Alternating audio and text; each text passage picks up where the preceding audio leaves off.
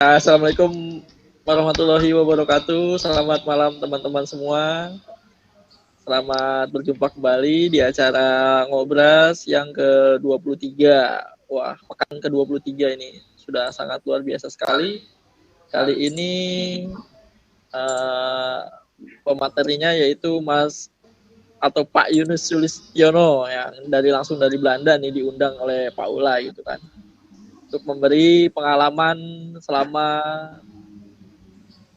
belajar di Belanda.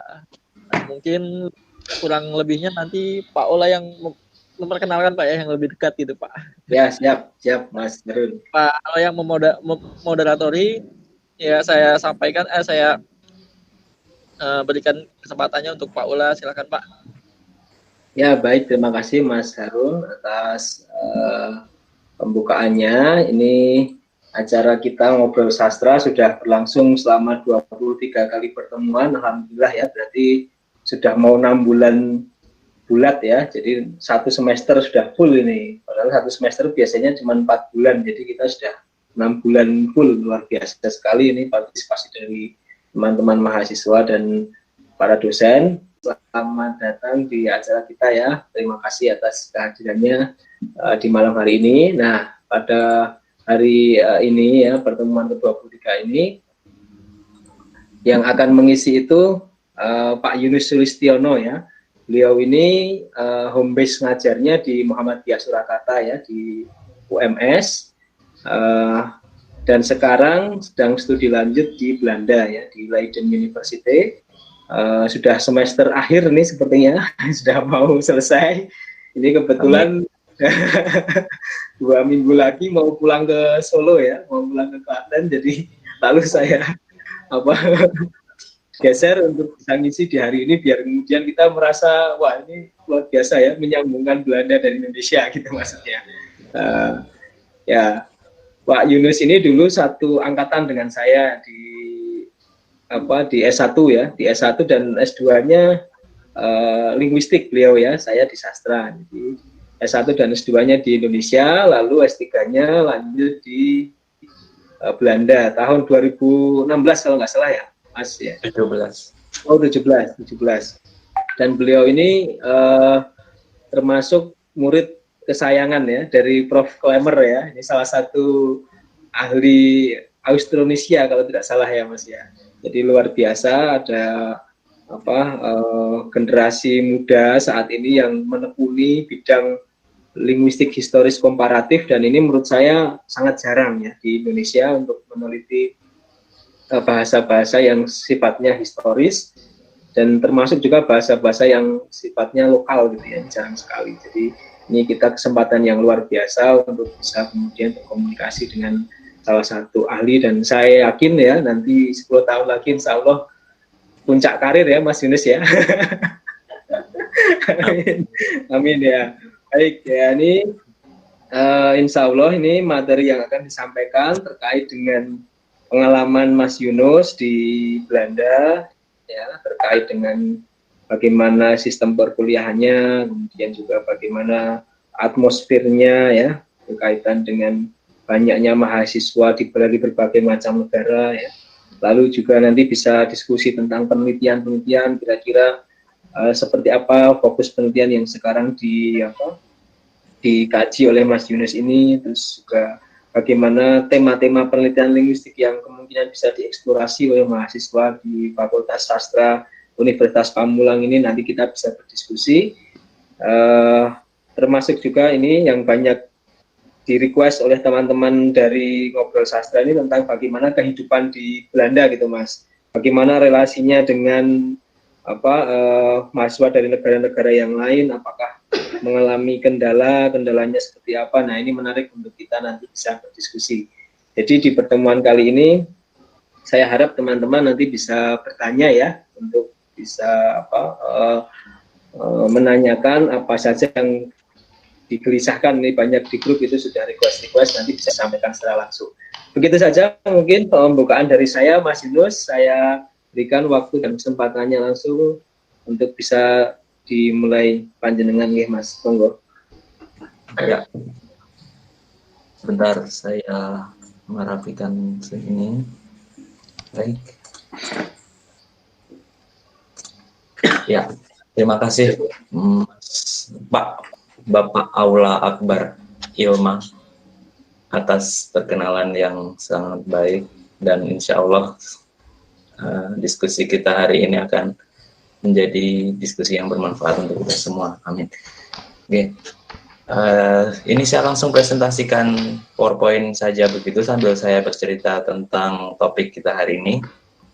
Baik, saya diberitahu oleh Pak Aula bahwa topik kita hari ini adalah pengalaman studi ilmu-ilmu humaniora di Belanda, dan skupnya cukup luas karena di Belanda, jadi mungkin nanti saya akan berfokus sedikit pada kajian yang saya tahu di Leiden, karena saya belum banyak pergi kemana-mana dan saya tahunya mungkin kebanyakan nanti di Leiden dan di beberapa kampus di sekitarnya seperti di Amsterdam dan Tilburg nanti. Dan baik, kita mulai saja. Saya tidak perlu memperkenalkan diri lagi karena tadi sudah diperkenalkan oleh Pak Aula, jadi saya skip saja slide ini. Baik, overview. Topik yang pertama mengenai keilmuan, kemudian penelitian, referensi buku, dan kehidupan. Keempat topik ini nanti yang akan menjadi topik utama yang akan saya bicarakan. Jadi nanti kalau misalnya ada yang kurang bisa juga ditambahkan, atau nanti ada sesi tanya jawab di akhir apabila memungkinkan bisa ditanyakan juga. Saya mulai dengan keilmuan, tentang pengalaman kuliah linguistik di Belanda, kemudian bagaimana perkuliahan, teori metode, kemudian tips bagi peneliti pemula, dan atmosfer penelitiannya.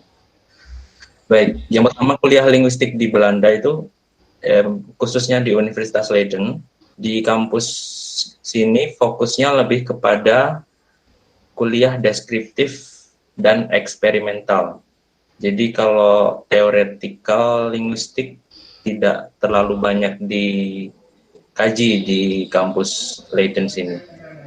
Kuliah deskriptif itu mengacu kepada deskripsi bahasa-bahasa. Jadi semacam mendeskripsikan fenomena-fenomena yang ada di dalam kebahasaan.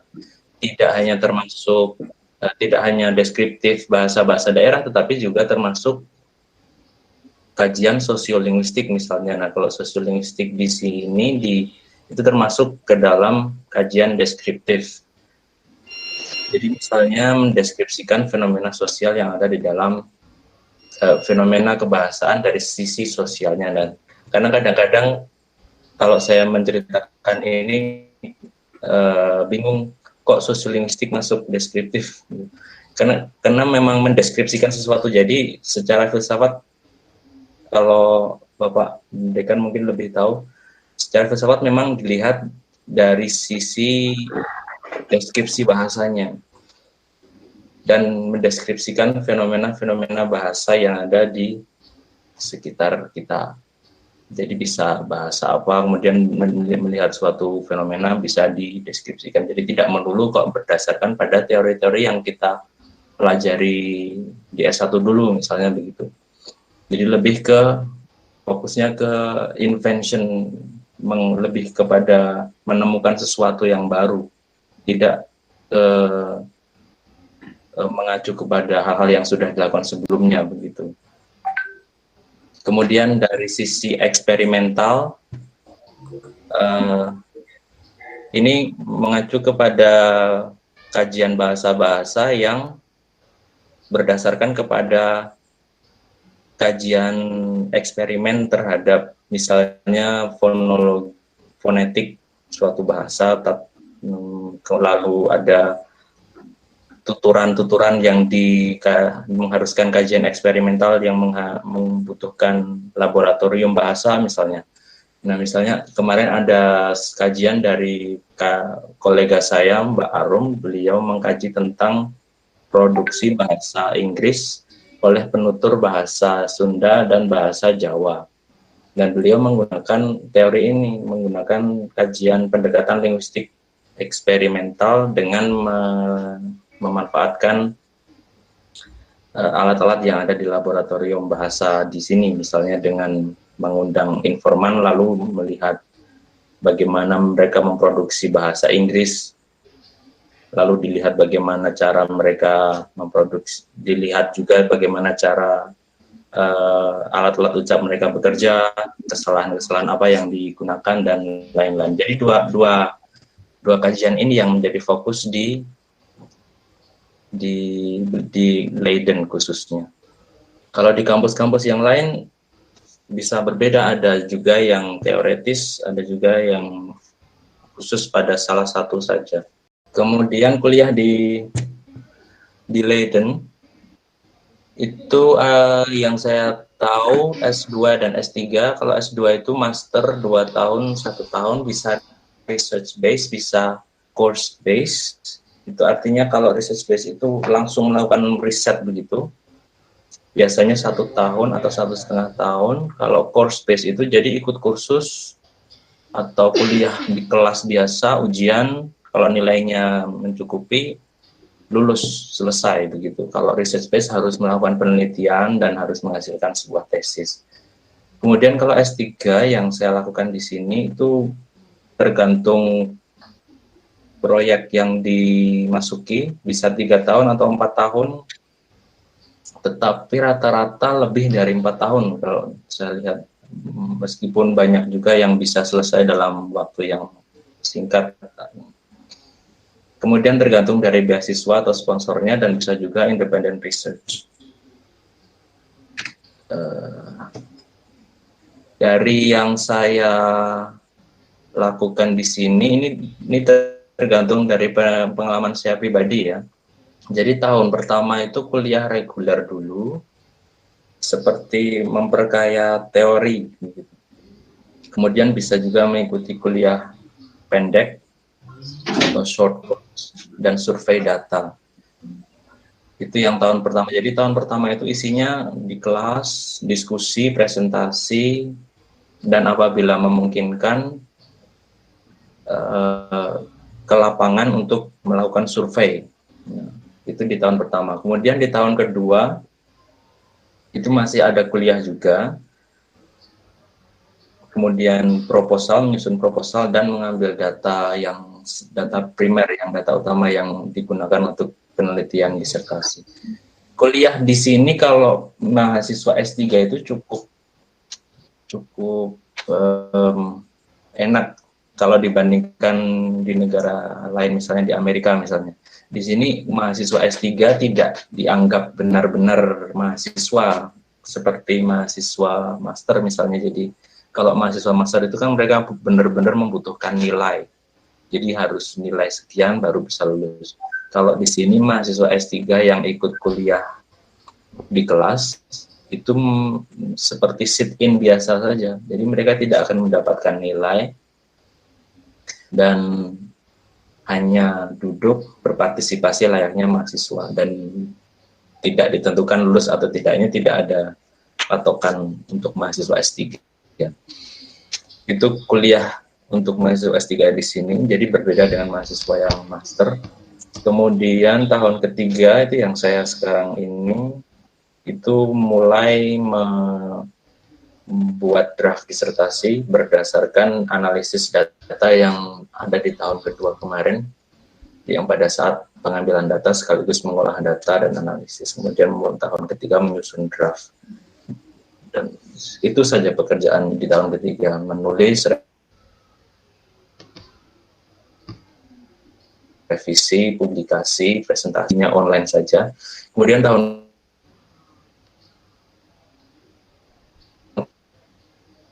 keempat nanti kurang lebih tetap sama.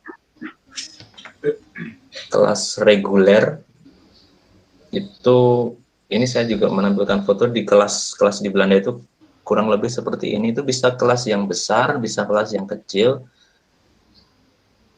Kalau yang kelas yang besar itu seperti di aula, ini kebetulan saya fotonya hanya memiliki foto, kebetulan Pak Duta Besar waktu berkunjung ke Leiden saya foto kelasnya seperti ini.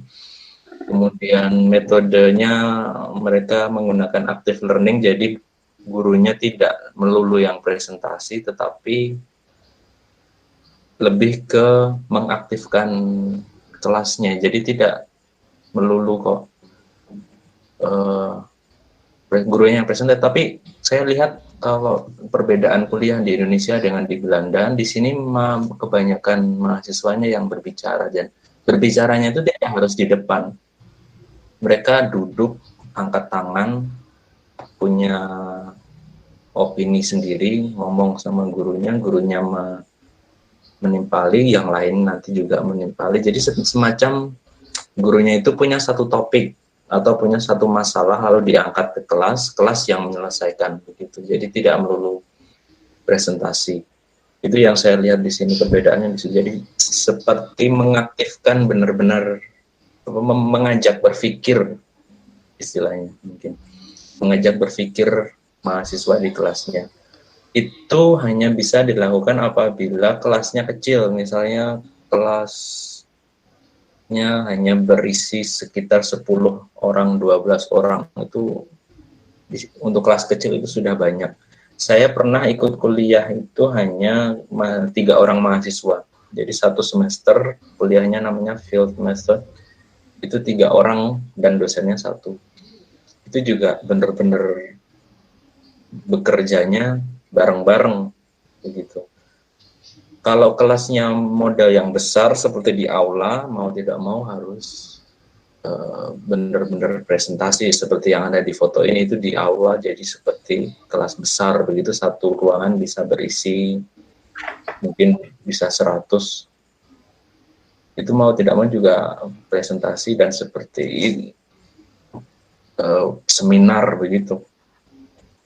Kemudian kalau yang research base itu mereka juga sebenarnya dibebaskan, mereka bisa kuliah ikut kelas reguler atau fokus kepada penelitiannya. Itu tergantung kebutuhan mahasiswa yang research base sendiri. Jadi mereka itu tidak diberi beban apa-apa, tidak diberi beban nilai sebenarnya.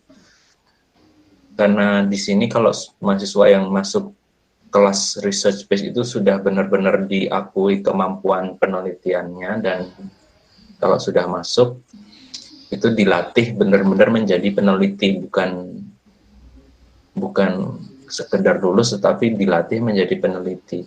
Dan research base ini seperti mini PhD begitu, jadi 1,5 tahun nanti melakukan penelitian dan mendapatkan gelar masternya research base, semacam PhD tetapi 1,5 tahun, dan diberi kebebasan untuk mengambil kelas atau tidak. Setahu saya seperti itu.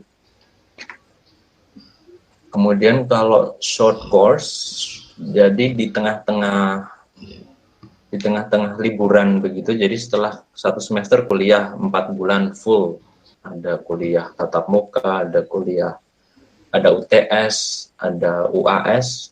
Nah, lalu di 2 minggu di tengah-tengah itu, di musim panas atau musim dingin, bulan Juni, Juli, Agustus, itu 3 bulan libur musim panas, itu ada 2 minggu di tengah-tengah atau beberapa minggu begitu, ada short course biasanya, dan itu bisa diikuti oleh siapa saja yang menginginkan, termasuk mahasiswa S2, master, atau mahasiswa PhD di sini juga bisa ikut. Salah satu contoh yang di Belanda itu namanya Lot School. Itu cukup populer di sini. Lot School ini merupakan sebenarnya bukan kampus, bukan sekolah, tetapi semacam persatuan institusi se-Belanda. Jadi seperti kalau di Indonesia itu semacam MLI begitu mungkin ya. Hanya di sini kalau MLI mungkin belum punya sekolah. Kalau di Belanda dia punya sekolah yang khusus dibuka untuk mahasiswa master atau S3 yang menginginkan kursus tambahan di tengah liburan. Nah, jadi Lot School ini terdiri dari gabungan sekolah-sekolah yang memiliki program linguistik di Belanda seperti Leiden, UvA itu di Amsterdam, lalu Vrije University itu tadi UvA, lalu University of Amsterdam, lalu ada Utrecht, Tilburg, Groningen, ada beberapa, tidak banyak karena tidak semua kampus memiliki program linguistik. Jadi mereka memiliki semacam organisasi yang menyatukan program-program linguistik di kampus-kampus ini. Dan satu program ini namanya Lot School, dia menyelenggarakan kursus pendek selama 2 minggu di tengah-tengah liburan. Dan tempatnya bisa berpindah-pindah dari satu kampus ke kampus yang lain. Jadi misalnya musim panas ini diselenggarakan di Amsterdam. Jadi nanti semua mahasiswa linguistik yang tertarik dari kampus-kampus seluruh Belanda yang ingin mengikuti short course ini datang ke Amsterdam. Mereka cari tempat menginap sendiri, mereka cari ya transportasi sendiri. Lalu di 2 minggu ini dari pagi sampai sore mereka datang ke kampus untuk kuliah bersama-sama dengan mahasiswa linguistik dari kampus-kampus yang berbeda. Dan dosennya juga sangat menarik karena yang diundang itu dosen-dosen yang cukup punya nama. Jadi misalnya ada dari Inggris ada satu dosen yang sedang melakukan penelitian yang populer, itu diundang, disuruh mengisi kursus pendek 2 minggu ini begitu. Jadi sangat menarik bagi mahasiswa di sini. Kemarin yang sempat menarik itu ada Peter Mausken yang menulis tentang bahasa kajian sosiolinguistik bahasa-bahasa di Amerika Serikat yang bukunya menjadi buku wajib mahasiswa sosiolinguistik kalau tidak salah. Itu juga sempat diundang menjadi salah satu dosen di short course ini. Itu yang menarik di sini kalau menurut saya. Kemudian academic English itu wajib bagi mahasiswa asing di Leiden setahu saya. Jadi karena siapapun yang bukan natif bahasa Inggris mungkin akan membutuhkan kursus bahasa Inggris ini, karena ya seperti kalau misalnya kita di Indonesia ada mata kuliah bahasa Indonesia, itu kan benar-benar diajari bagaimana menulis bahasa Indonesia secara akademis. Nah, itu yang dipelajari di academic English ini. Selama 3 tahun di Leiden saya sudah ikut kursus akademik Inggris ini 3 kali, jadi setiap tahun itu selalu ada dan disarankan untuk ikut. Jadi nyampe di sini itu meskipun skornya sudah lulus, meskipun skor TOEFL atau IELTS-nya sudah lulus, tetapi belum tentu bisa memproduksi tulisan berbahasa Inggris bergaya akademis dengan baik. Jadi diwajibkan untuk mengikuti akademik English ini. Ya, di tahun pertama itu saya mengikuti kursus akademik English itu khusus untuk mahasiswa S3 di Indonesia. Jadi waktu itu saya datang ke sini itu ada beberapa teman saya yang memulai S3 di Leiden, kemudian ada juga senior-senior saya yang sudah lama di Leiden. Itu kami ditawari begitu dari Departemen Bahasa di kampus, apakah tertarik untuk kalau mengadakan kursus bahasa Inggris atau academic English khusus untuk mahasiswa S3 di Indonesia, dan kami setuju, dan direktur Leiden Indonesianya juga sangat mendukung. Jadi diselenggarakan khusus untuk mahasiswa S3 Indonesia, dan itu yang terakhir karena tahun-tahun selanjutnya belum ada, mungkin karena mahasiswa Indonesia sudah ada yang pulang, lalu sudah ada yang lulus, kemudian mahasiswa baru dari Indonesia yang ke Leiden hanya beberapa, jadi tidak diselenggarakan lagi. Lalu yang kedua, tahun kedua saya ikut lagi, tetapi ini yang umum, jadi dicampur begitu. Ada mahasiswa S3 dari kedokteran, ada mahasiswa S3 dari biologi, itu dicampur untuk kursus akademik English. Dan di tahun ketiga ada lagi kursus akademik English, tetapi khusus untuk mahasiswa S3 linguistik. Ini semacam, jadi ada rentetan yang saya anggap saya cukup beruntung untuk mengikuti rentetan kursus seperti ini, karena ini yang sebenarnya saya butuhkan.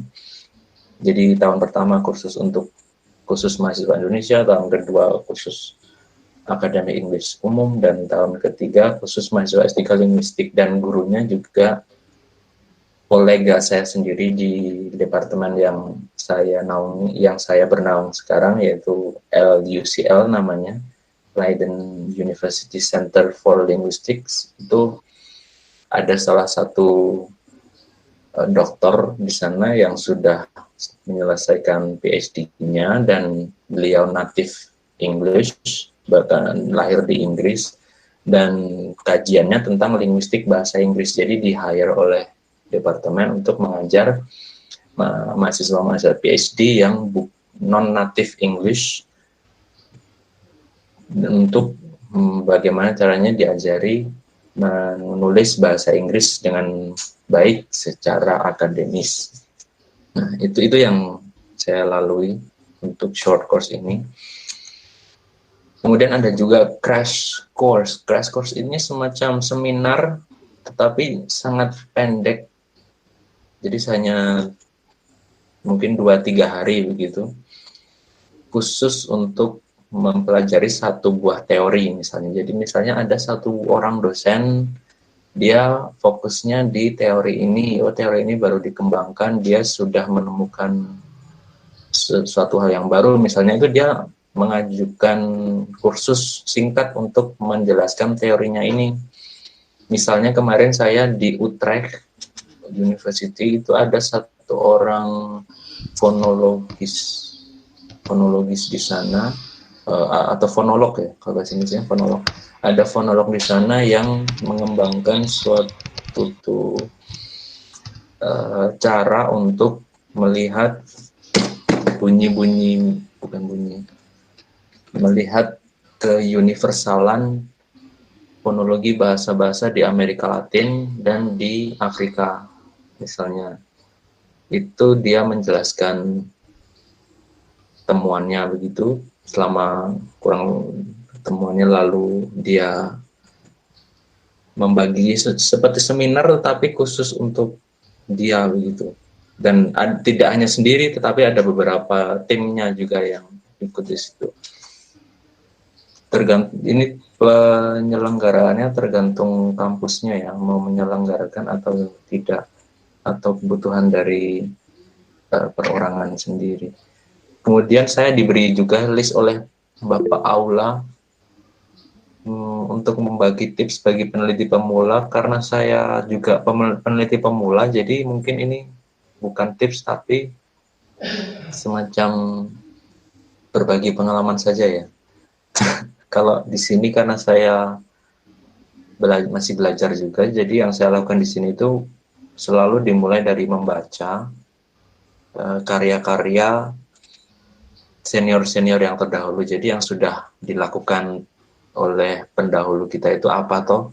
Itu bagaimana beliau-beliau yang sudah berpengalaman ini melakukan penelitian-penelitian yang topiknya kita tertarik. Misalnya kalau saya sendiri tertarik di bidang linguistik historis komparatif, saya dulu di UGM mulai membaca skripsi-skripsi di FIB itu tentang kajian linguistik komparatif. Lalu mulai dari sana, ternyata lihat di daftar pustakanya itu ternyata mengacu pada buku-buku tertentu. Ini ada buku ini. Lalu saya cari sumber bukunya, dari situ tambah lagi membacanya sampai pada publikasi-publikasi yang berbahasa asing, berbahasa Inggris, yang kebetulan waktu itu kebanyakan juga dari Belanda, ada yang berbahasa Belanda, berbahasa Perancis, bahasa Jerman, banyak sekali. Tapi tidak harus dimengerti semua, jadi cukup melihat garis besarnya yang sudah dilakukan terdahulu itu apa, lalu yang bisa dilanjut, bagaimana kita melanjutkan penelitian yang sudah itu dengan ide kita sendiri, misalnya begitu. Kemudian satu hal yang saya observasi dari teman-teman, atau kalau saya lihat mahasiswa di Indonesia dulu ya, itu ada satu persepsi ketika satu orang mahasiswa itu sudah terjun ke satu bidang tertentu, misalnya itu harus selamanya di bidang yang sama terus begitu. Itu kalau di Belanda saya lihat ternyata tidak harus seperti itu kalau menurut saya. Jadi misalnya S1 fokusnya linguistik historis komparatif misalnya. Lalu S2 juga sama. S3-nya ternyata ingin yang lain. Itu di sini normal-normal saja sebenarnya. Jadi tidak masalah. Tergantung dari keinginannya apa yang ingin dilakukan apa. Saya punya kolega di Departemen Sejarah, itu dia S1 lulus arsitek teknik begitu, dia jadi desainer begitu. Lalu dia S2, dia punya gelar desainer dan sudah bekerja menjadi desain di satu perusahaan desain. Nah, ternyata dia tertarik dengan sejarah seni rupa. Dan saat ini dia sekarang melakukan proyek S3 seni rupa dengan didanai oleh sponsor dari Belanda, ada beasiswa dari Belanda. Dan hal-hal seperti itu di sini juga sudah bukan hal yang asing lagi, jadi bisa saja berpindah-pindah tempat sesuai dengan keinginan. Setahu saya seperti itu. Kemudian atmosfer penelitian mengenai fasilitas dan lingkungan. Mungkin di sini dulu, kalau teman-teman ada yang mau disampaikan, kalau saya sudah berbicara terlalu banyak. Kalau ada yang ingin bertanya atau disampaikan, sudah ada 31 orang, banyak sekali. Silakan. Kalau nanti dilanjutkan lagi, karena masih ada banyak slide saya. Ya, ini menarik sekali. Silakan teman-teman, kalau ada yang ingin ditanyakan. Saya mau nanya dong, Pak. Boleh. Ya, tadi Bapak singgung untuk kajian linguistik komparatif ya, Pak. Itu kalau yang saya tahu kan itu meneliti gejala kemiripan, kesamaan gitu kan. Perbedaan bahasa, itu yang saya tahu dari bukunya Goris Krab sih, kayak gitu. Nah, kalau di Belanda sendiri, yang dibandingkan itu sejarah antara linguistik, sejarah atau culture-nya Belanda dengan siapa gitu, Pak, maksudnya, Pak? Oh iya, nah itu nanti saya jawab di slide-slide selanjutnya, karena saya juga akan berbicara hal itu. Itu yang dibandingkan bermacam-macam. Kalau di departemen saya, di LUCL tadi yang saya sebut tadi, itu ada beberapa fokus kajian. Itu satu tentang bahasa-bahasa di Asia Timur dan Asia Tenggara. Itu kemudian ada juga bahasa-bahasa di Amerika Selatan, bahasa-bahasa di Afrika. Itu ada profesornya sendiri-sendiri. Ada satu profesor khusus bahasa-bahasa di Afrika, satu profesor di bahasa-bahasa di Asia Tenggara. Itu kebetulan pembimbing saya salah satunya, yang fokusnya di Indonesia Timur, yang tadi disebut Pak Aula, Profesor Klamer itu. Dan di beberapa tempat lain juga ada fokus kajian bahasa-bahasa di Indo-Eropa misalnya. Itu yang setahu saya juga Leiden menjadi salah satu pusat kajian bahasa-bahasa Indo-Eropa. Nanti juga akan sedikit saya singgung di slide selanjutnya. Ini ada pertanyaan di chat, Mas Yunus. Ya, saya lihat. Boleh saya baca atau dibaca?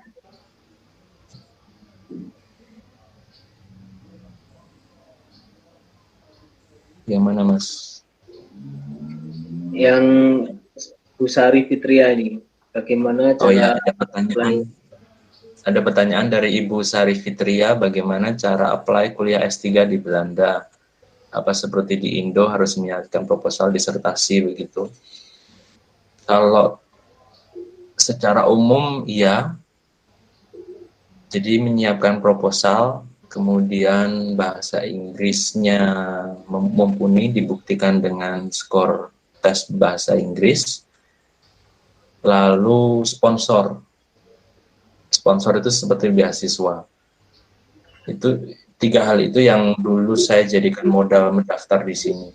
Selain itu, kalau ada kenal langsung dengan salah satu profesor yang dituju, itu akan menjadi nilai plusnya. Jadi saya dulu kebetulan menjadi asisten lapangan dari profesor yang saat ini menjadi pembimbing saya, yaitu Profesor Marian Klamer. Beliau dulu melakukan penelitian lapangan di NTT, di Pulau Flores, Adunara, Lembata. Itu saya mengantarkan beliau selama kurang lebih 2 minggu keliling di pulau-pulau tersebut. Dan itu tahun 2015. 2015 itu saya masih mencari pekerjaan waktu itu. Jadi lulus S2 dari UGM, sedang mencari pekerjaan, lalu beliau itu sedang mencari asisten, saya menghubungi beliau dan dia mengajak saya ke NTT. Dan di sana waktu itu saya langsung melamar beliau apakah kalau saya mau S3 di Leiden apakah beliau bersedia membimbing, dan dia waktu itu oke-oke saja asalkan sayanya serius atau tidak, karena kebanyakan yang menghubungi beliau itu katanya mau bilang S3 di Leiden tetapi terus tidak melanjutkan ucapannya, jadi hanya ngomong doang begitu katanya. Jadi hanya melamar, saya pengen kuliah di sana, tapi lamarannya tidak pernah sampai-sampai misalnya begitu.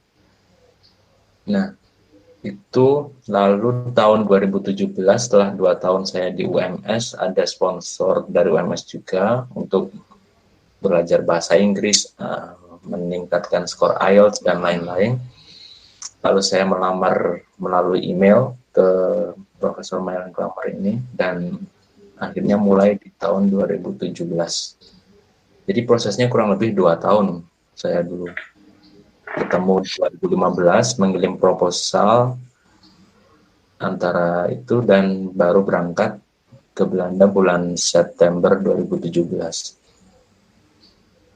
Kalau yang lain-lain saya pikir prosesnya kurang lebih sama, tetapi saya dulu tanpa melalui meeting jarak jauh. Kalau teman-teman saya di sini kebanyakan mereka ada Skype meeting dulu. Jadi misalnya satu profesor ingin mengetahui bagaimana toh, misalnya mau wawancara dulu, ingin mengetahui kemampuan bahasa Inggrisnya dulu. Nah itu bisa melalui Skype meeting. Kalau saya dulu kan sudah 2 minggu bareng-bareng di NTT, jadi mungkin sudah tidak perlu lagi ada Skype meeting, mungkin begitu tuh. Itu jawaban yang seadanya dari saya untuk Ibu Sari Fitria. Kemudian ada dari Humayren ya Pak Awa. Ya. Ada pertanyaan dari Ibu Humaira Anwar, haruskah belajar bahasa Belanda kalau kuliah di sana? Tidak. Saya dulu mikirnya juga begitu, mau ke Belanda apakah harus belajar bahasa Belanda. Saya sampai download rekaman audio untuk belajar bahasa Belanda, tetapi ternyata setelah sampai di sini sama sekali tidak terpakai, karena hampir semua orang di Belanda bisa bahasa Inggris. Kalau saya ke tempat belanja begitu, semuanya mengerti bahasa Inggris. Jadi kalau saya mengajak bahasa Inggris, mereka akan mengerti dan tidak ada masalah. Kecuali kalau saya ke masjid mungkin ya. Kalau ke masjid, karena kebanyakan yang ke masjid itu orang Maroko, orang Sudan, orang Turki. Jadi mereka kebanyakan berbicara bahasa Arab dan bahasa Belanda. Jadi bahasa Inggris tidak mengerti. Jadi saya ya hanya di masjid, sholat selesai sudah pulang, tidak berbicara apa-apa. Tapi bahasa Inggris cukup kalau mau ke Belanda. Begitu pertanyaannya. Kalau S1-nya sendiri gimana Mas Yunus? S1 kalau di Leiden itu sebelum saya ke sini itu program S1-nya semuanya berbahasa Belanda, tetapi pada tahun 2018 kemarin itu mulai dibuka satu program filsafat. Jadi S1 filosofi. Itu berbahasa Inggris. Mahasiswanya ada yang internasional, ada yang orang Belanda, tetapi semua kelasnya berbahasa Inggris. Itu mulai tahun 2018 kemarin, jadi masih baru sekali. Ada satu teman kita, ada teman saya di sini orang Indonesia yang S1 filosofi di sini. Dia SMA-nya di Bandung, semua kuliah di Indonesia, tetapi semua sekolahnya mulai SD, SMP, SMA di Indonesia, lalu S1-nya di sini program internasional filosofi itu. Dan sudah mau lulus ini, sudah tahun kedua. Di sini S1-nya 3 tahun. Itu tidak terlalu lama. Apakah sistemnya juga sama, Mas, untuk S1? Setahu saya di sini itu ada sistem magang, ada jadi di tahun keempat itu ada magangnya. Jadi tahun pertama, tahun kedua, tahun ketiga itu masih kuliah biasa di kelas, kuliah, presentasi, ujian, nilai keluar, lulus begitu. Tapi nanti tahun keempat harus mencari perusahaan sendiri yang mau menerima sebagai tempat magang. Dan bisa di mana saja, bisa di Belanda, bisa di negara lain, atau bisa juga di Indonesia magangnya, asalkan ada semacam pengakuan magang. Jadi nanti di akhir magang akan ada sertifikat dan harus berbahasa Inggris. Nah, kalau yang lagi sering dibicarakan yang terkait dengan skripsi itu misalnya, apakah di sana harus menulis skripsi untuk syarat kelulusan misalnya? Tidak ada. Jadi beda kalau di Indonesia. Setahu saya di sini skripsinya itu ya final paper per mata kuliah itu. Jadi tidak kok. Kalau di Indonesia kan kita mengambil salah satu topik lalu dijadikan final paper skripsi begitu.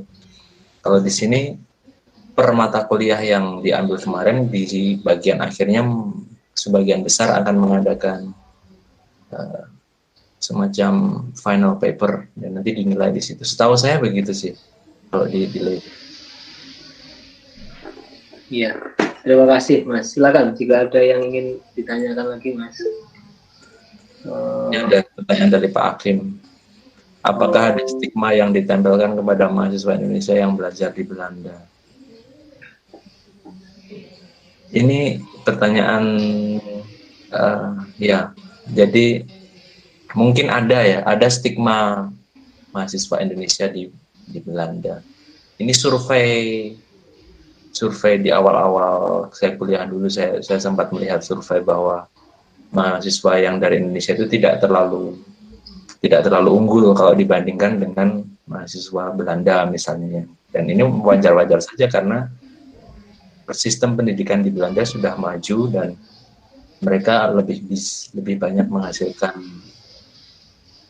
mahasiswa yang mungkin lebih berkualitas, dan baik itu dalam hal kemampuan penelitian atau dalam hal akademik yang lain gitu. Tetapi rata-rata kalau secara umum semuanya di sini dianggap sama.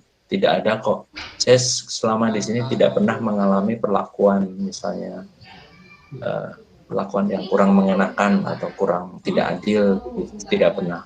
Semuanya diperlakukan sama di sini. Begitu. Baik, kalau tidak ada lagi, saya lanjut ke slide, begitu? Ya, lanjut aja dulu, Mas.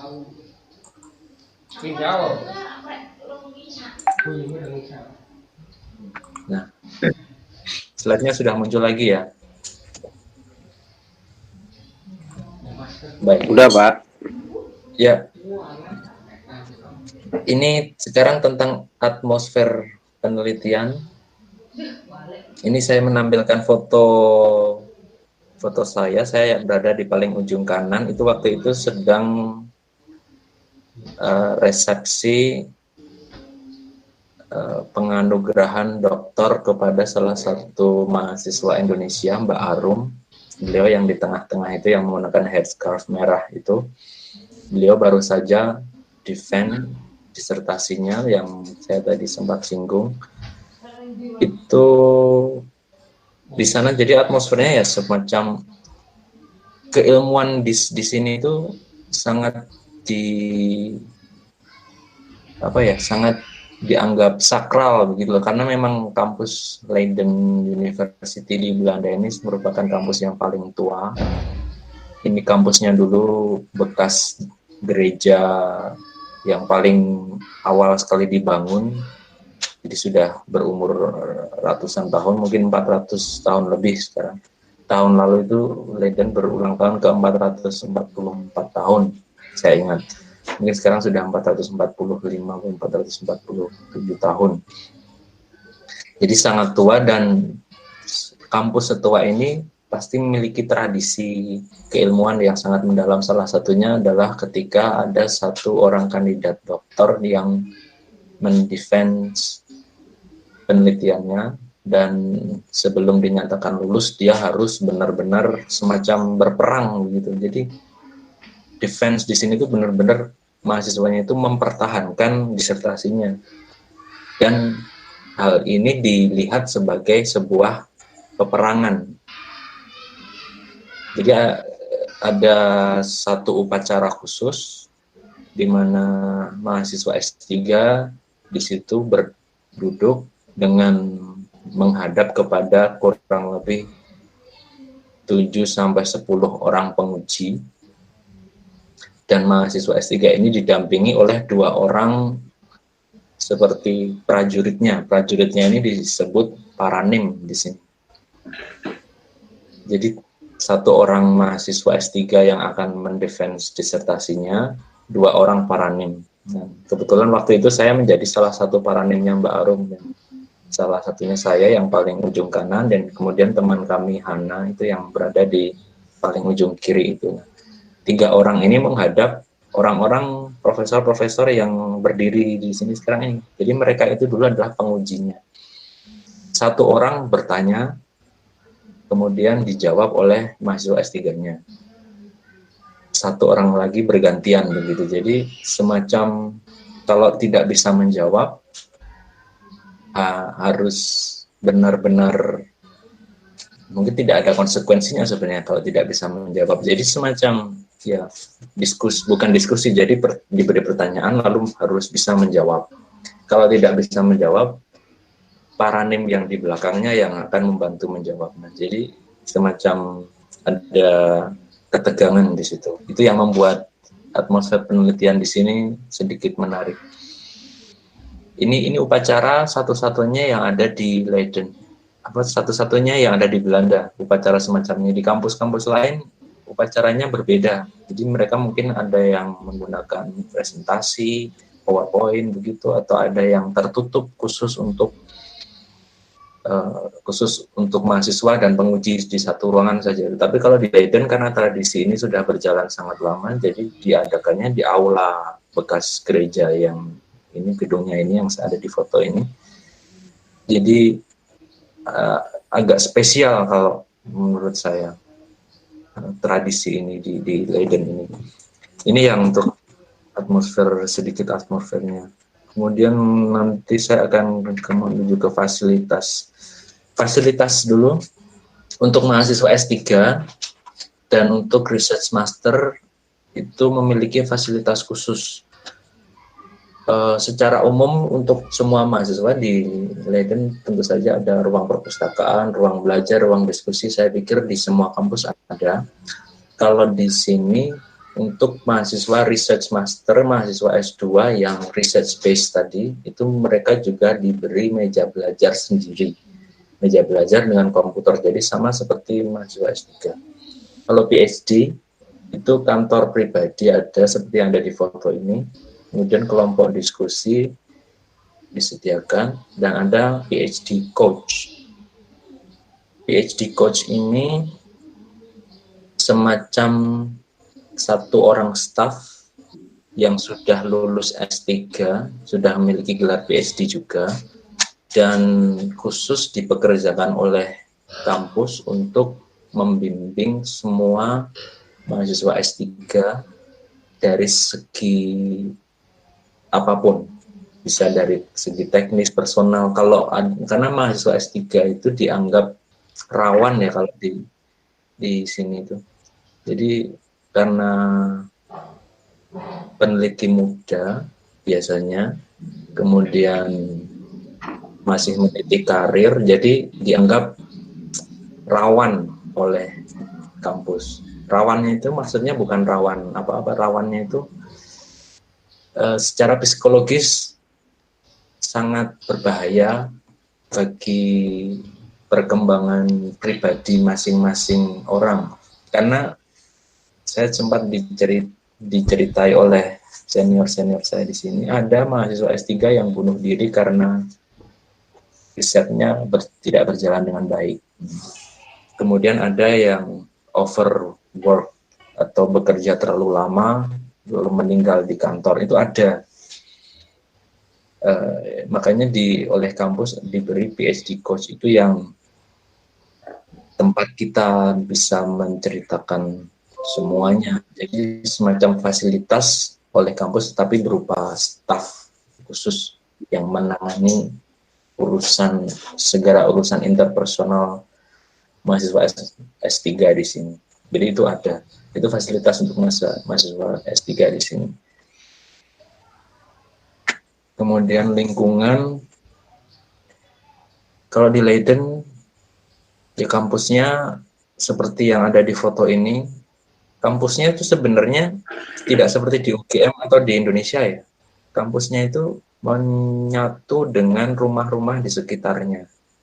Jadi kalau teman-teman lihat di foto ini, itu yang di sebelah kiri itu perpustakaan, dan di sebelah kanan itu gedung Fakultas Humaniora yang untuk kuliah-kuliah anak S1, S2 di situ. Itu tidak ada kompleks khusus kampus Universitas Leiden, itu tidak ada. Jadi itu di sekitarnya itu sudah rumah-rumah semuanya, rumah-rumah warga, dan menjadi satu dengan kota Leiden sendiri. Kemudian gedung pusatnya itu yang tadi saya sebut di gereja itu benar-benar di tengah kota dan dikelilingi oleh rumah-rumah warga juga. Kemudian kampus yang lain, misalnya ilmu sosial, itu di tempat yang berbeda, ada di sisi kota sebelah utaranya, dan itu juga menyatu dengan rumah-rumah warga. Lalu ada medical centernya itu juga dekat dengan stasiun, itu malah di pusat kota, dan menjadi satu dengan rumah sakit di situ. Jadi tidak ada kampus seperti di UGM, yang kalau di UGM kan benar-benar satu kompleks semuanya kampus, atau di UI misalnya itu satu kampus semuanya di situ. Kalau di Leiden tidak seperti itu. Kalau di lingkungannya yang ada lagi misalnya research group, writing group, discussion group. Oke, research group itu misalnya satu orang dosen di kampus saya, misalnya dia mengajukan sebuah grant misalnya. Kalau di Indonesia misalnya ada dikti begitu, dia mengajukan proposal dikti misalnya, lalu diterima, dan dia lalu membangun sebuah research group. Research group ini bisa terdiri dari ketua peneliti, asisten peneliti, mahasiswa. Itu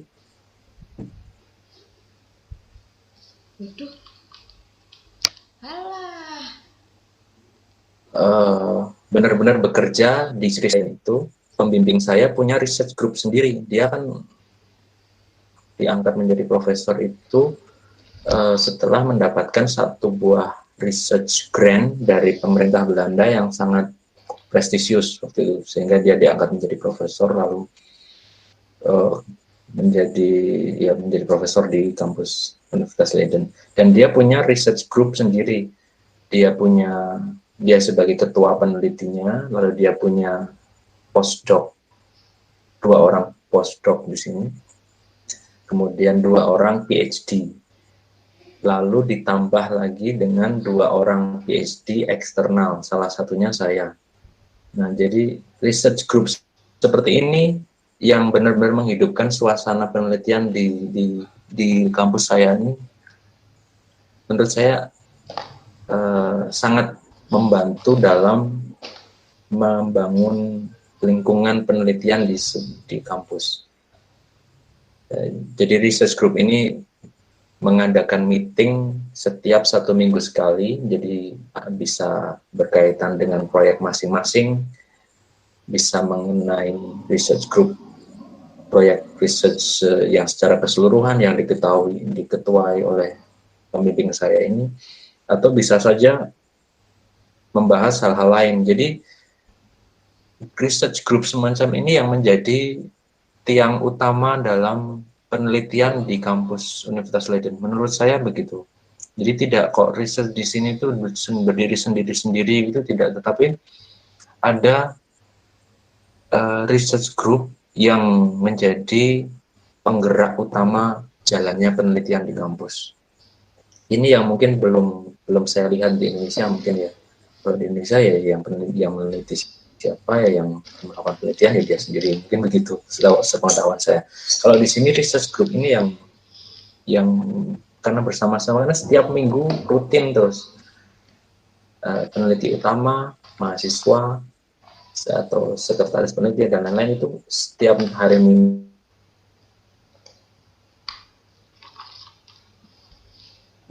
paling tidak saat itu berdiskusi, kamu progresnya ngapain aja kemarin, cerita masalahnya apa, cerita. Jadi semuanya tentang penelitian, termasuk saya bisa juga berbagi atau menanyakan apabila memiliki ada masalah di research group ini. Karena tidak semua masalah yang saya miliki bisa diselesaikan oleh supervisor, bisa juga diselesaikan juga oleh teman yang lain yang ternyata lebih mengetahui.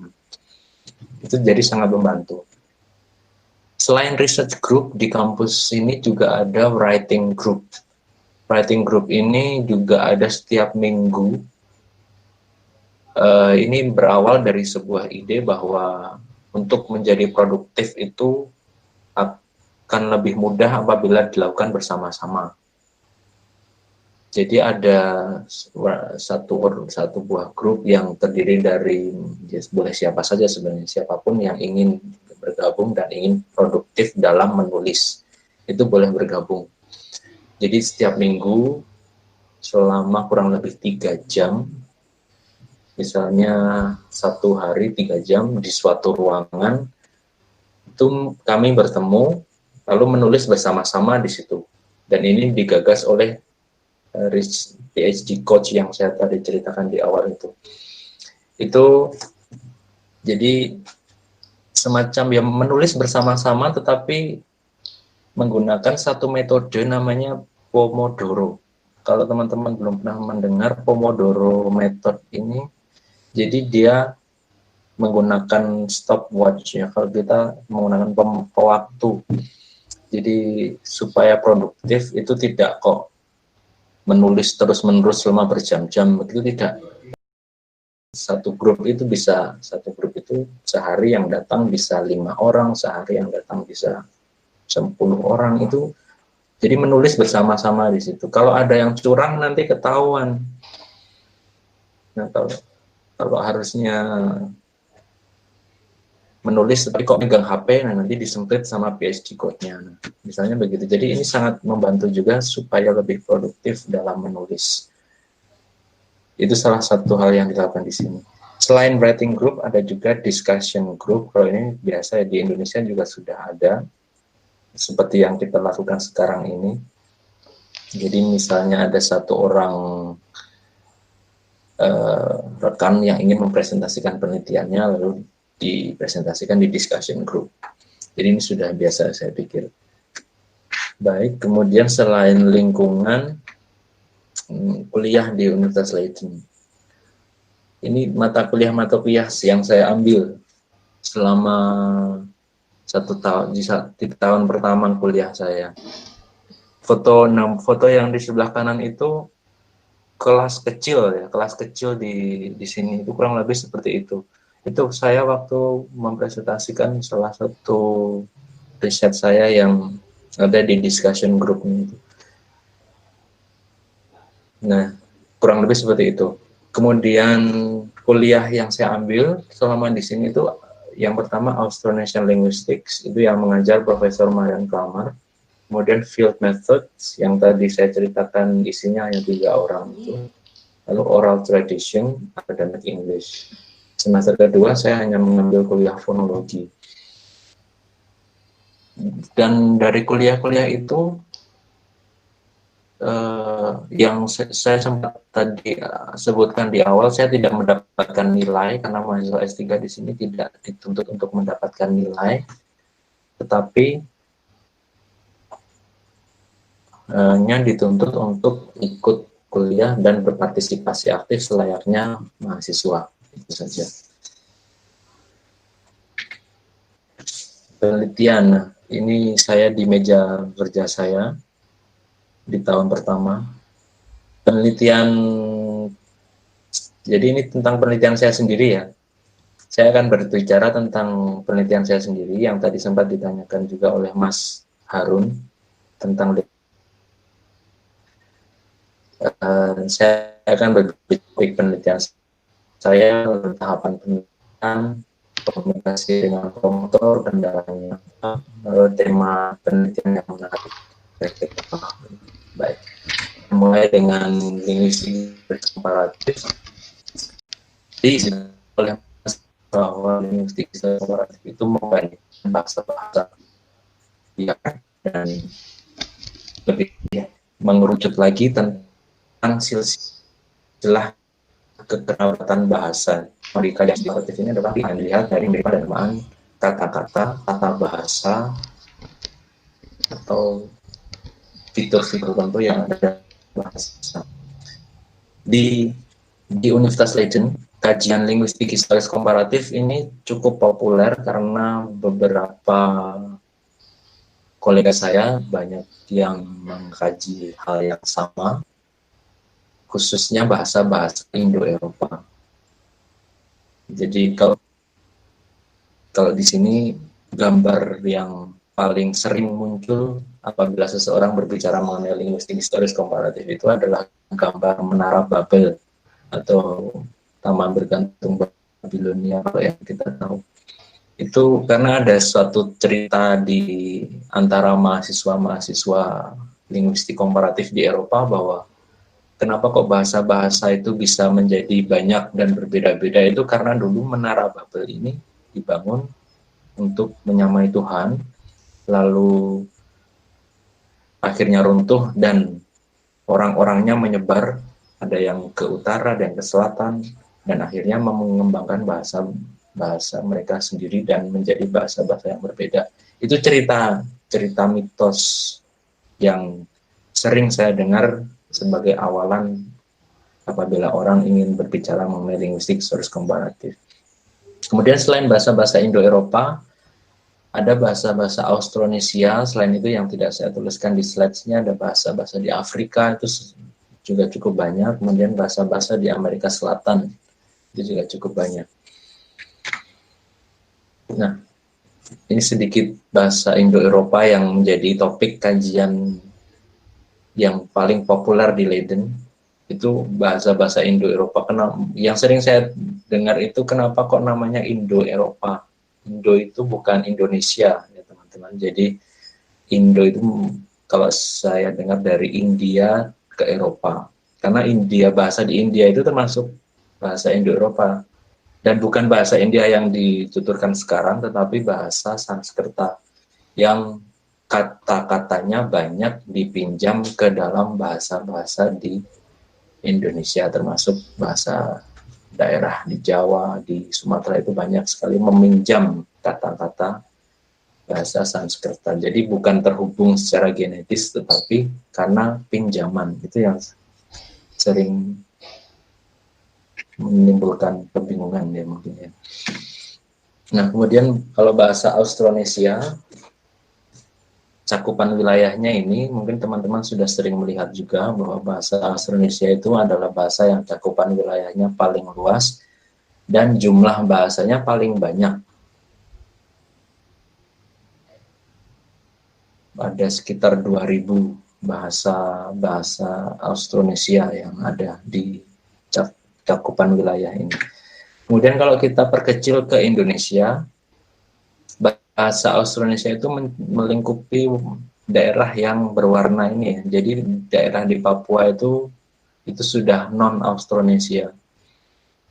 Mereka sudah membentuk keluarga bahasa sendiri dan tidak termasuk ke dalam bahasa Austronesia. Kemudian kajian saya sendiri itu kalau diperkecil lagi itu menuju ke daerah di sebelah timur Provinsi NTT, Provinsi Nusa Tenggara Timur.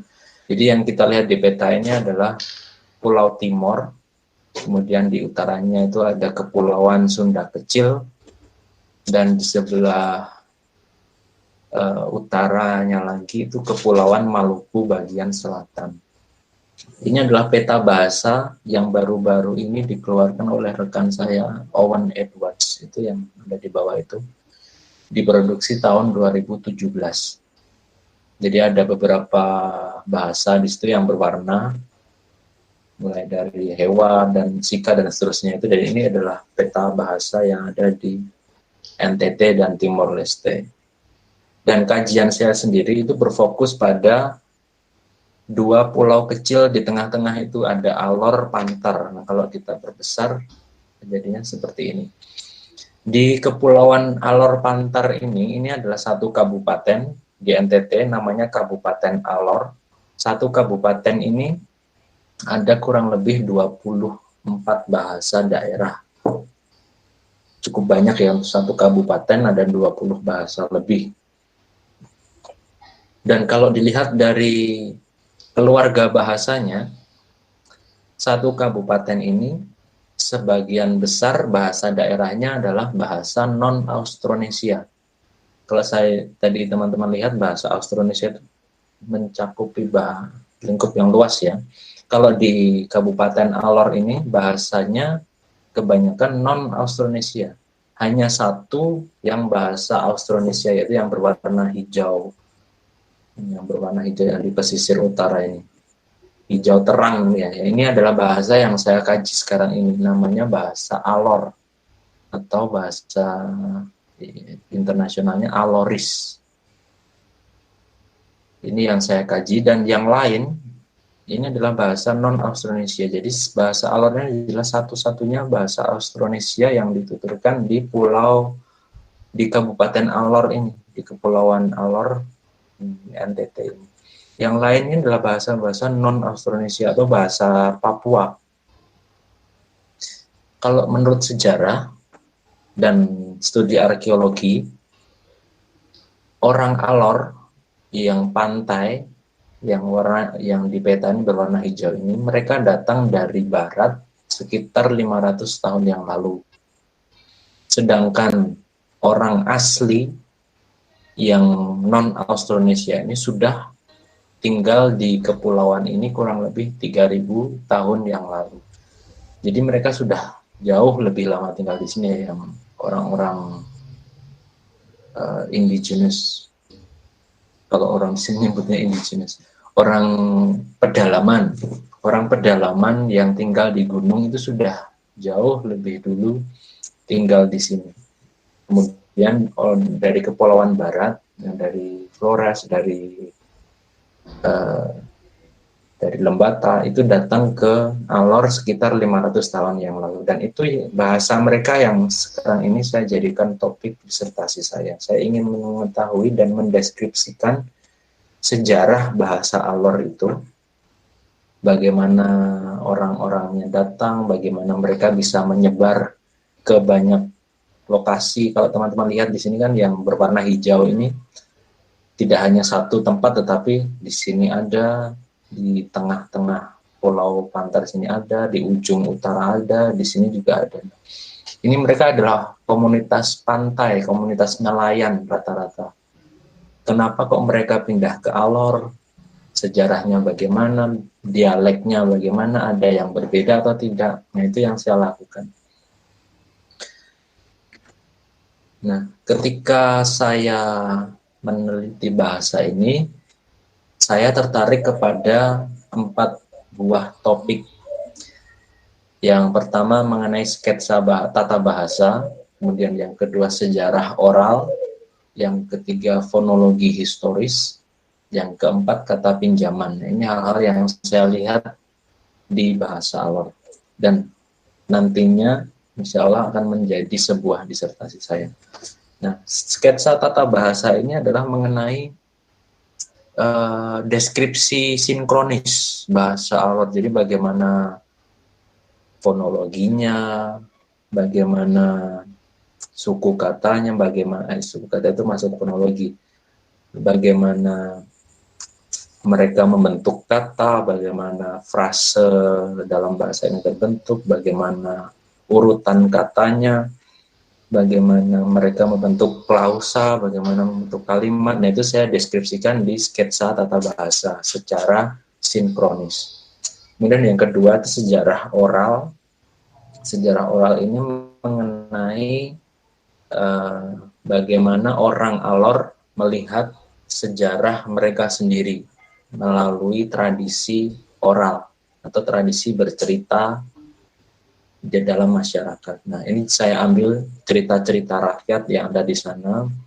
Kalau saya tanya nenek moyangnya dari mana, mereka akan bercerita, oh nenek moyang saya dulu begini-begini, lalu kami di sini tinggal di sini, suku-sukunya ini ceritanya, suku ini itu berasal dari sini, suku ini berasal dari sana. Nah, itu semuanya saya koleksi untuk menyusun sebuah kronologi tentang bagaimana sih awal mula orang Alor muncul atau orang Alor datang ke Kepulauan Alor-Pantar, dan rentang waktunya cukup relatif pendek, 500 tahun, jadi tidak menimbulkan terlalu banyak gap kalau saya lihat, daripada misalnya sejarah bahasa Jawa misalnya, itu kan sudah beribu-ribu tahun yang lalu. Itu mungkin akan jauh lebih rumit daripada bahasa Alor yang sudah dianjurkan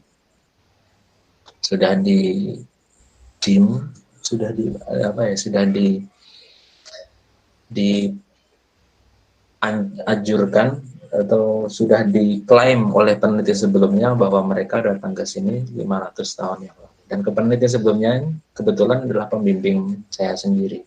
Jadi ya sudah tepat insya Allah. Kemudian yang ketiga fonologi historis.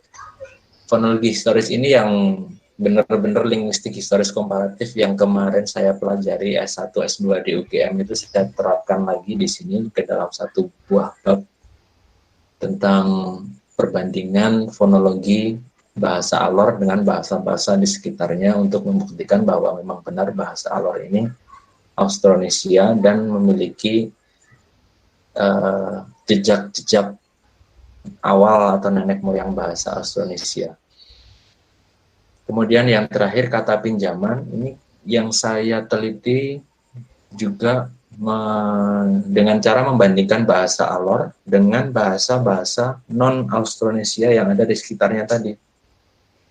Jadi orang Alor ini kan datang ke Alor 500 tahun yang lalu, dan di Alor sudah ada orang-orang pedalaman yang punya bahasa sendiri dan bahasanya berbeda-beda. Dan saya ingin melihat kontak antara orang Alor dengan orang pedalaman ini apakah menimbulkan kata pinjaman atau tidak, dan polanya bagaimana. Lalu dari kata pinjaman ini apakah bisa apakah bisa dimunculkan pola kontak bahasa atau sejarah kontak bahasanya bagaimana. Itu yang saya lihat di bab yang keempat ini.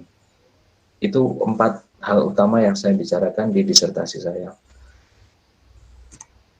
Tahapan penelitian yang pertama, yang kalau tadi sejak awal saya sebut, itu kuliah di kelas dulu selama 1,5 tahun, lalu yang selanjutnya adalah field work ya.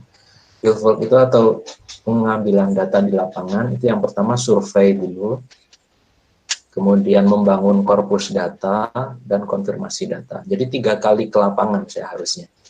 Yang survei sudah saya lakukan di tahun pertama saya, di bulan Maret 2018, itu ketika kebetulan ada seminar di Kupang juga, semua research group yang dari Leiden tadi pergi ke Kupang untuk seminar, dan pas saya kebetulan survei di sana. Jadi saya ke Alor lalu mendatangi kurang lebih 14 desa di Alor.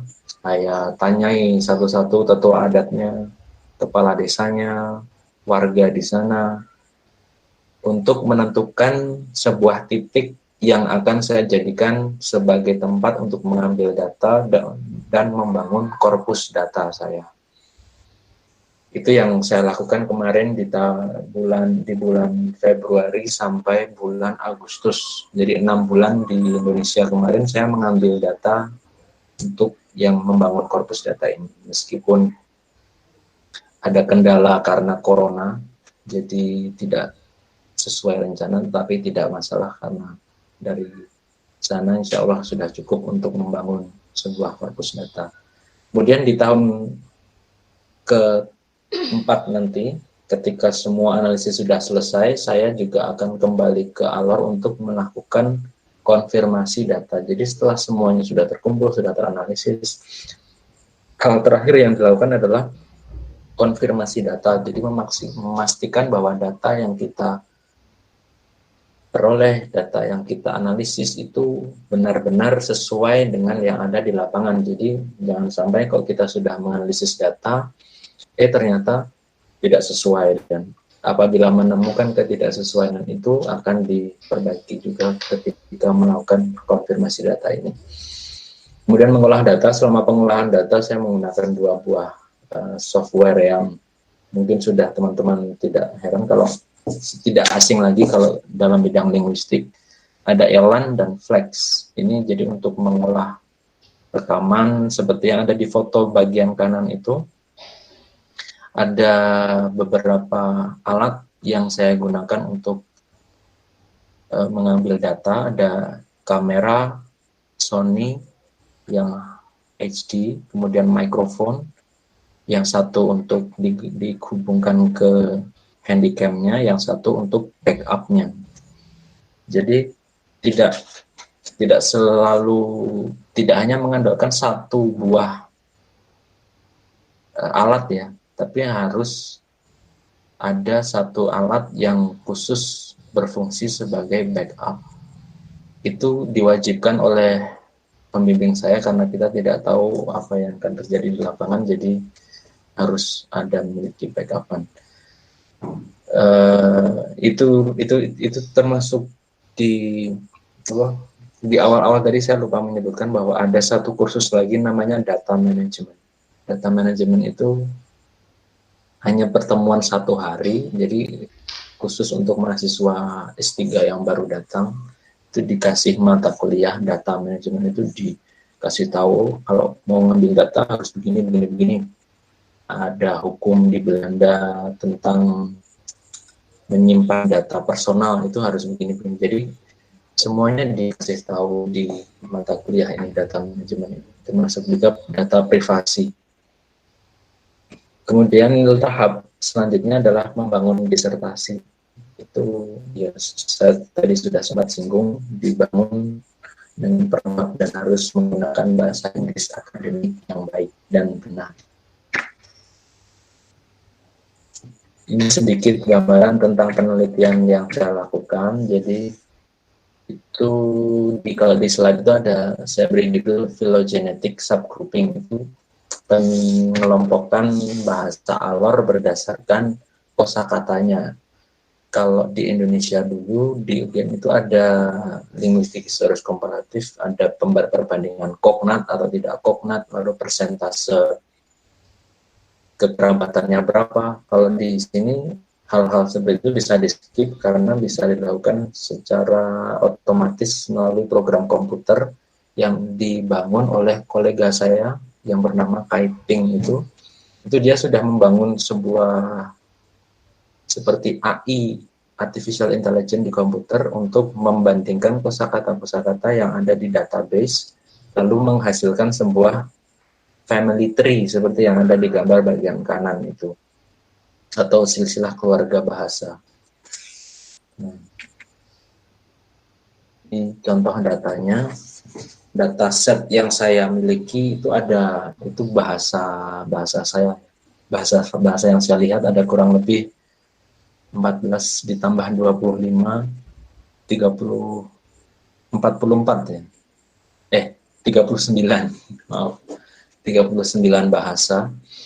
Jadi database-nya yang paling atas itu mulai dari Dulolong sampai Marica itu saya yang ngambil di lapangan dari survei yang tadi itu. Kemudian yang sisanya itu adalah bahasa-bahasa Austronesia yang dibandingkan itu diambil dari database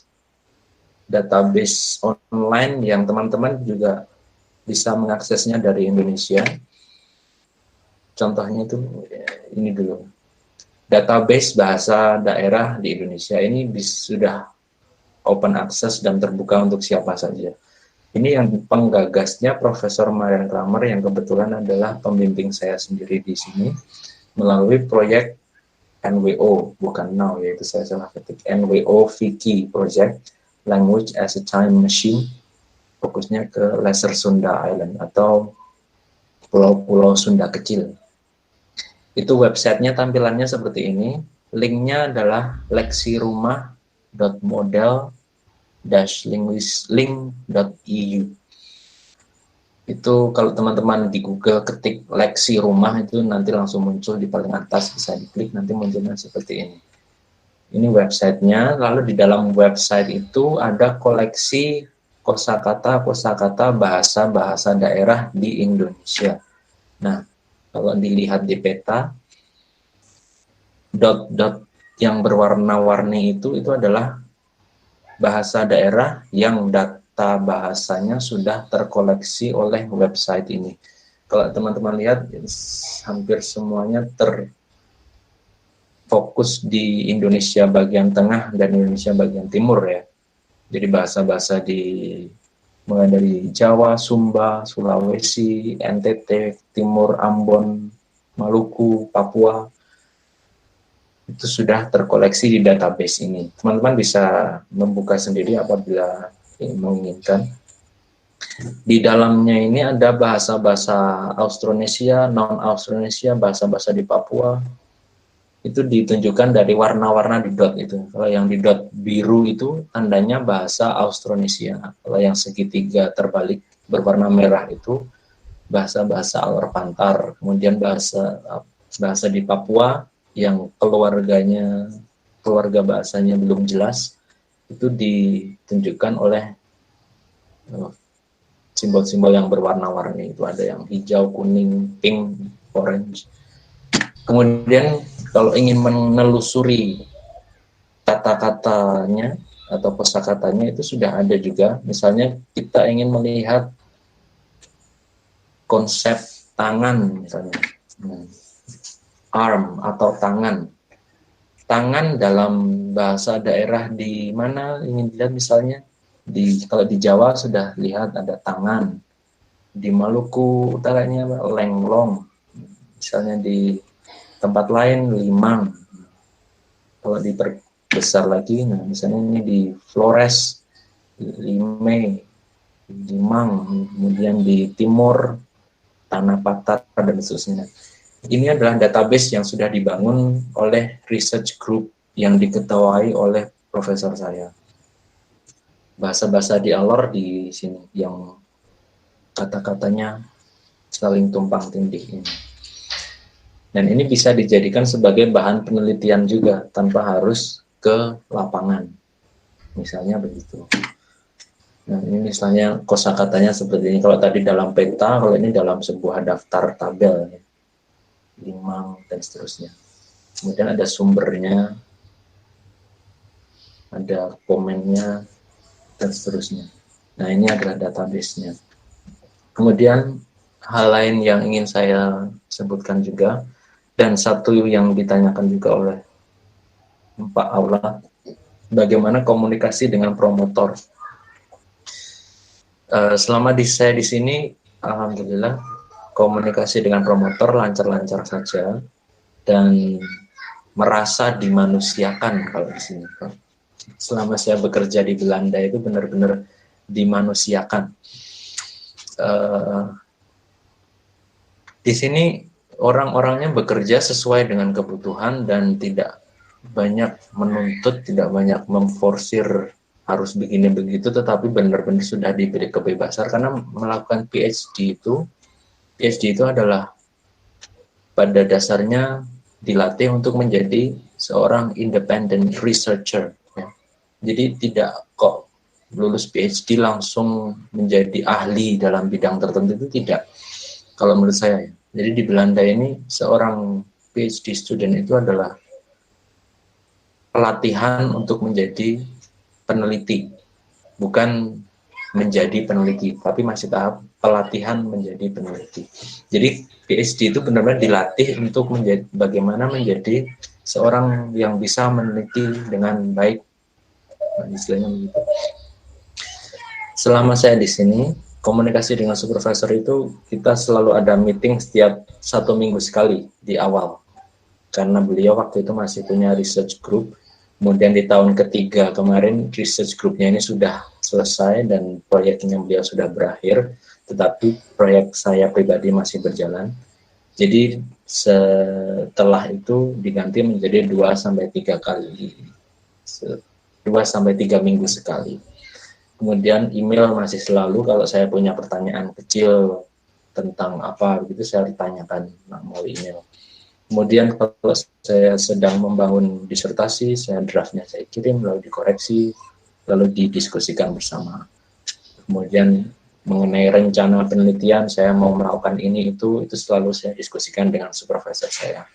Kemudian budget juga tentang keuangan itu juga selalu saya diskusikan dengan supervisor. Kalau teman-teman lihat di foto di sebelah kanan ini research group yang saya bicarakan tadi itu, dan kegiatannya tidak hanya kok meeting di kantor saja, tetapi kadang-kadang diajak makan begitu, atau diajak main game. Yang di atas itu kalau kami sedang main game namanya escape room. Kalau teman-teman pernah dengar escape room, itu jadi seperti memecahkan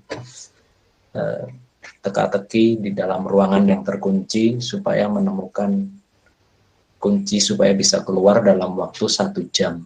Nah, itu dulu. Ini tentang kehidupan di sini ya. Kemudian kendala, kalau berbicara tentang kendala tentu saja akan ada kendala karena proyek PhD ini bukan proyek yang mudah. Kendala utama yang saya temui di sini manajemen waktu dan bahasa. Mungkin kalau manajemen waktu memang semuanya pasti bermasalah dengan waktu ya, karena 4 tahun itu kalau untuk PhD ya bisa cukup, bisa tidak cukup, tergantung bagaimana kita memanage waktu sesuai dengan rencana ataukah tidak. Misalnya karena corona kemarin, akhirnya fieldwork saya tidak sesuai dengan rencana, dan itu bisa saja terjadi.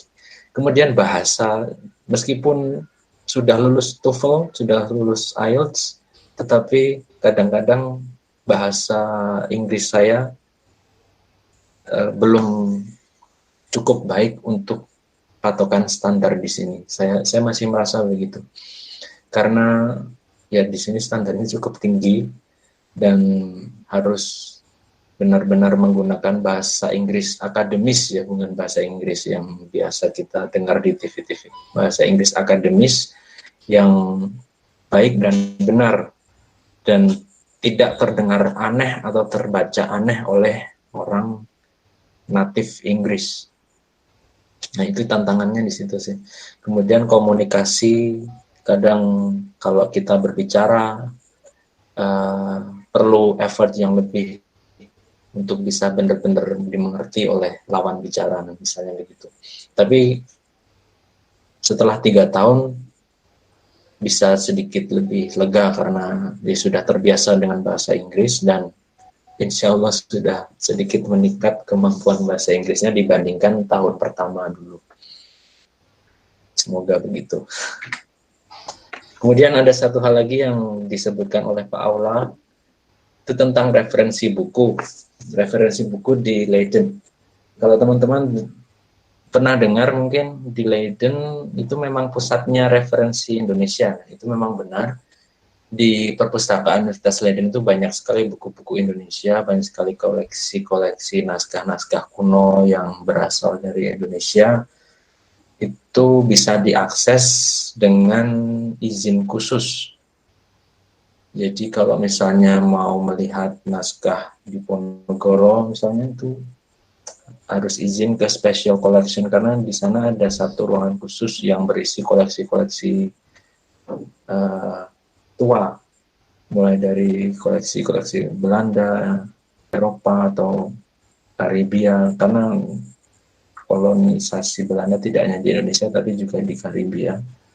Ada juga naskah-naskah kuno yang menarik di sana. Tapi harus dengan izin khusus dan hanya dibatasi selama beberapa hari. Tidak boleh dibawa pulang dan tidak boleh disentuh dengan tangan kosong, tangan yang kotor. Kemudian perpustakaan di Leiden itu websitenya ini Bibliothek Universiteit Leiden dan harus memiliki akun. Selama memiliki akun bisa mengakses beberapa buku, meminjam buku atau memesan koleksi spesial yang tadi saya sebut. Kalau tidak memiliki akun belum bisa. Jadi kalau misalnya teman-teman di sini yang ingin mengetahui apakah di Leiden ada buku ini, buku itu, dan memerlukan bantuan saya, boleh menghubungi saya. Misalnya ingin dicarikan buku ini, buku itu, silahkan. Apabila ada nanti saya carikan. Ini website perpustakaan, misalnya saya mencari Serat Centini, di sana juga ada bukunya, ada naskahnya juga di special collection. Kalau buku-buku di Indonesia, buku-buku Indonesia di Belanda itu kebanyakan disimpan di Asian Library. Asian Library ini kebanyakan koleksi-koleksi buku Cina, tetapi buku Indonesia juga banyak di sana. Di dalam gedungnya seperti yang dari foto itu, saya tidak punya fotonya, jadi saya mencomat dari Google. Kemudian tentang kehidupan.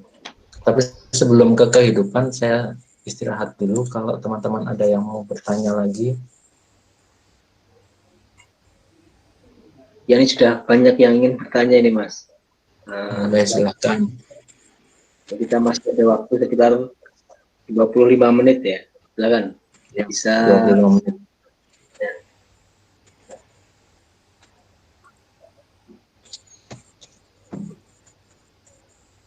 Asik sekali ya. Bagaimana? Meneliti linguistik ternyata asik sekali nih.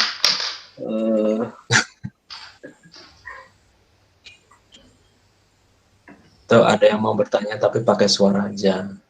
Boleh. Silakan.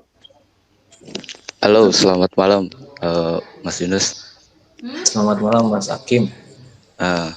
Saya tertarik sama pembahasan tentang tadi literatur yang dari Babilonia karena sempat beberapa kali diskusi sama author itu jadi beberapa teman dan emang menjurusnya ke sana. Bukan yang jadi saya tertarik Babilonianya. Kenapa di sana kok bisa disebutnya mitos argumen apa yang bahasa-bahasa. Ada penelitian khusus gitu? Tidak ada penelitian khusus tentang ini. Jadi ini hanya semacam pengantar gitu, Mas, bukan scientific, fakta saintifik bukan, tetapi pengantar mitos tentang cerita tentang bagaimana bahasa-bahasa di dunia ini menjadi berbeda-beda. Kalau orang Eropa kebanyakan melihatnya karena runtuhnya menara Babylon itu. Itu yang menyebabkan bahasa-bahasa di daerah ini, bahasa-bahasa di dunia ini menjadi bermacam-macam. Itu yang melatar belakangnya kajian linguistik historis komparatif. Biasanya itu yang saya dengar. Oke. Makasih, Mas ya. Sepertinya mau meneliti linguistik ini, Mas Hakim. Enggak, saya tertarik aja. Sampai sekarang saya nggak berani bilang mitos. Tapi kalau gap dari bukti empiris dari arkeolog belum ada, ya asumsi aja sih jadinya. Iya, Mas. Iya, makasih Pak ya. Terima kasih Mas. Ya, Kalau ada yang lain tanya. Dari Ibu Novi, mengingat begitu jelimetnya penelitian historis komparatif, menurut saya kendala seperti apa yang Mas Yunus hadapi baik di lapangan atau selama penyusunan disertasi? Oh, ini ya banyak sekali kendalanya karena setiap kali melakukan suatu hal yang kecil apapun itu kendalanya pasti ada. Kesulitan harus teliti ini, kadang saya melakukan kesalahan harus diulang lagi, itu pasti ada. Ya, itulah ya namanya penelitian, kalau salah ya harus diulang lagi. Kemudian Mas Arief kebetulan habis nonton film Three Idiot yang mengangkat beberapa orang bunuh diri karena frustrasi dan overwork. Sangat menarik sekali benar-benar. Penelitian kalau sedang menang. Oh iya, bahkan sampai di coachnya. Ya, bukan pertanyaan ya. Baik, terima kasih atas komennya Mas Arief Kodrianto. Kalau sudah tidak ada, saya lanjutkan ke slide lagi karena tinggal 10 menit lagi ya. Ya, Mas. Boleh, Mas.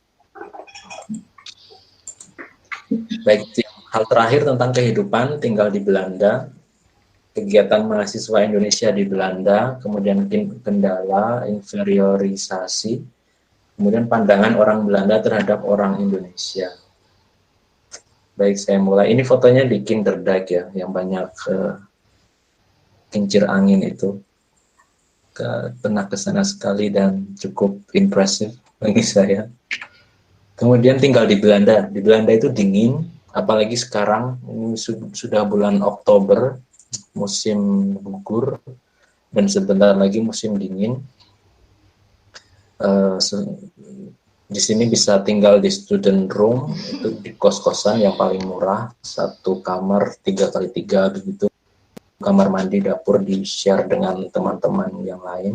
Kemudian bisa juga tinggal di studio apartemen yang seperti apartemen 1 kamar, 1 dapur, 1 kamar mandi, itu cukup mahal. Atau di dormitory yang 1 kamar bisa 2 orang. Tapi ini biasanya untuk mahasiswa S1. Di Leiden kebetulan ini kota yang padat mahasiswa. Jadi untuk mencari tempat tinggal di sini cukup menantang. Jadi kalau misalnya teman-teman ada yang mau memulai kuliah di Leiden, tempat tinggalnya harus dicari paling tidak 6 bulan sebelum datang. Karena sangat sulit mencari tempat tinggal di sini.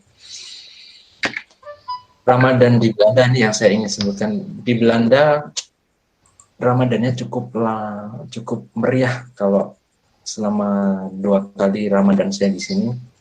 Di Leiden kebetulan ada 3 buah masjid besar, 2 buah masjid gaya Maroko seperti yang difoto di tengah itu, kemudian ada 1 buah masjid gaya Turki seperti yang ada di foto kiri. Di setiap Ramadan akan ada buka bersama itu setiap hari, selalu ada, dan ada di foto sebelah kanan itu. Semuanya berkumpul, saya dengan teman-teman saya yang kadang hanya datang, makan, selesai, pulang karena tidak mengerti bahasa mereka. Mereka semuanya berbicara bahasa Belanda atau bahasa Arab, dan sangat jarang yang bisa berbahasa Inggris. Dan mereka akan sangat welcome dengan orang-orang Indonesia juga, karena mereka sudah tahu bahwa orang Indonesia di sini juga tidak sedikit, dan sangat ramah kan. Kemudian selain itu ada kegiatan pengajian, ada Idul Adha kalau 17 Agustusan, karena di sini orang Indonesia juga lumayan banyak. Jadi kalau ada perkumpulan begitu, kadang-kadang kita mau jalan-jalan kemana gitu juga bisa. Kebetulan kemarin di Amsterdam ada pengajian, kami ke sana bareng-bareng. Ini kebetulan di foto ini ada Kiai Basalamah waktu itu datang ke Belanda, lalu kami datang ke sana mendengarkan ceramah beliau sebentar. Kemudian selain itu ada PPI. PPI di sini juga sangat membantu mahasiswa baru yang datang. Jadi kalau mahasiswa baru yang belum tahu tentang kehidupan di Belanda misalnya, PPI ini akan sangat membantu. Mereka juga menyediakan jasa menjemput di bandara kalau ada yang baru pertama kali ke Belanda. Jadi dijemput di bandara, lalu Kalau tidak tahu cara membeli tiket kereta nanti diberitahu begini begitu. Jadi sangat membantu. PPI ini Persatuan Pelajar Indonesia di Leiden. Ini kebetulan PPI Leiden ini PPI yang pertama kali dibentuk di dunia. Jadi ya PPI paling tua ada di Leiden. Kendala inferioritas saya tadi sebut di awal bahwa saya selama tinggal di Belanda belum pernah mengalami semacam tindakan yang kurang menyenangkan dari warga lokal di sini, itu belum pernah sama sekali. Jadi warga lokal di sini sangat ramah, mereka welcome dengan orang Indonesia karena sudah biasa dengan orang Indonesia di sini. Kemudian kendala yang lain, mengurus administrasi ya. Kalau di mana-mana memang administrasi itu menantang. Sejak awal mengurus visa, kemudian izin tinggal, asuransi, dokter, pajak, dan benefit, itu semuanya harus diurus satu-satu dan kadang-kadang jelimet kalau menurut saya. Di sini harus bayar pajak dan bisa mendapatkan benefit. Pajaknya tidak termasuk dalam beasiswa sayangnya, tetapi bisa mendapatkan benefit. Benefit itu artinya kita mendapatkan uang dari pemerintah dari hasil kita membayar pajak. Jadi misalnya setiap tahun di sini membayar pajak 400 euro, lalu setiap bulannya kita mendapatkan benefit kembali 100 euro per bulannya. Jadi cukup membantu pemerintah Belanda di sini. Pandangan orang Belanda terhadap orang Indonesia itu terhadap orang Indonesia. Kalau menurut saya tergantung pengalaman bekerja dengan orang Indonesia. Kalau sudah orang Belanda sudah bekerja dengan orang Indonesia lama, pasti sudah tahu orang Indonesia itu ciri khasnya bagaimana, mereka sopan santunnya bagaimana, mungkin sudah terbiasa. Tapi kalau yang baru mungkin akan shock karena orang Indonesia itu sangat berbeda dengan orang Eropa. Menurut saya begitu sih. Jadi tergantung kepada siapa kita berinteraksi. Kalau saya pribadi, karena supervisor saya sudah bekerja dengan orang Indonesia cukup lama, jadi dia sudah paham orang Jawa khususnya itu bagaimana dalam bekerja. Jadi dia tidak kaget ketika bertemu saya di sini dan bekerja, melihat bagaimana saya bekerja di sini. Ya, masih banyak pertanyaan ini Mas Ines. Jadi kita tambah waktunya ini buat diskusi. Ya. Ada pertanyaan dari Bu Novi ya. Ya, ada Bu Novi lagi. Apakah di Universitas Leiden atau kampus-kampus lain di Belanda terdapat kajian khusus yang mengkaji mengenai Indonesia atau sastra Indonesia? Bukan khusus mungkin ya, tapi tergantung keberadaan profesor di situ. Jadi kalau di Leiden ada profesor khusus beberapa orang yang mengkaji tentang sastra Indonesia. Itu ada, saya lupa namanya, tentang sastra ada departemennya kalau di Leiden namanya departemennya itu Leiden Institute for Areal Studies. Jadi disingkat LIAS. Jadi kalau Bu Novi mengklik LIAS Leiden University, itu kajian sastra semuanya di situ. Ada kajian sastra Indonesia juga. Ada profesor tentang yang tertarik dengan sastra Indonesia juga ada di situ. LIAS biasa, LIAS. Kemudian Hakim Subagya, pandangan jujur Mas Yunus sendiri tentang perbedaan dasar cara belajar di Indonesia dan luar negeri apakah euforia cara belajar di sana bisa diterapkan di sini, karena saya menangkap kasihan tersendiri yang dialami Mas Yunus selama belajar di sana. Bisa saja, tapi butuh waktu tentu saja, karena misalnya kalau tadi saya cerita tentang active learning di sini, saya sudah mencoba menerapkannya di mahasiswa saya di UMS, belum bisa karena hanya kalau yang aktif berbicara ya itu saja. Misalnya dari 40 mahasiswa dalam satu kelas, saya mau mengaktifkan diskusi gitu, ya harus dibagi ke kelompok sendiri-sendiri, lalu mereka berbicara sendiri-sendiri. Kalau berbicara di kelas mungkin agak susah, kecuali diberi topik terus justru presentasi. Itu sudah jalannya biasanya seperti itu. Kalau saya pribadi mungkin masih belum setinggi di Belanda mungkin ya, kalau menurut saya masih butuh waktu dan kita menuju ke sana kok, insya Allah. Kemudian dari Bapak Rahmat Sastro, mewakili pertanyaanku Mas, terima kasih. Oke. Kemudian Pak Rahmat Sastro, Pak Yunus, apakah mahasiswa Indonesia yang di Belanda bisa sambil kalau di kontrak saya tidak boleh bekerja, sudah dijelaskan oleh LPDP. Kalau saya melanggar kontrak berarti saya melanggar peraturan dan itu bukan hal yang bagus. Jadi kalau saya pribadi tidak bekerja, tetapi ada juga yang bekerja. Dan itu bisa saja dilakukan apabila orang yang bersangkutan bisa membagi waktu. Iya. Iya, sudah. Kalau grup discussion misalnya kayak tadi, kalau di Indonesia kan ada semacam penelitian payung gitu ya, dosen pembimbingan misalnya itu. Nah itu kira-kira efektif tidak ya Mas untuk diterapkan di Indonesia, misalnya skripsi itu dikumpulkan gitu ya, dikumpulkan dalam satu tema gitu. Itu kira-kira akan lebih baik atau enggak Mas menurut pendapat Mas? Itu yang menurut saya ya, baik diterapkan di Indonesia, dan sejujurnya itu yang menginspirasi saya dan saya ingin menerapkannya nanti ketika saya sudah pulang dan mengajar di Indonesia. Itu yang akan saya terapkan dengan mahasiswa saya. Jadi tidak kok mereka